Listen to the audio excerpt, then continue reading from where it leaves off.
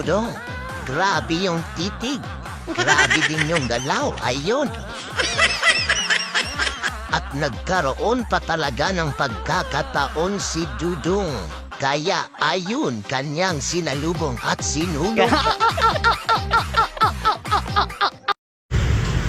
Sana all ligtas. Ito talaga yung One Piece in real life. Uy, sana okay lang si kuya.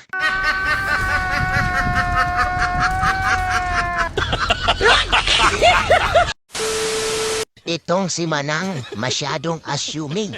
Magtitimbang lang naman, akala niya tutuhin. Huwag mo kasi itabi yung timbangan dyan, Manang. Itong si bro, akala niya ay makakaisa na siya. Ngunit siya pala ang muntik maisahan. Dahil ang diwata na dala niya, may talong din pala.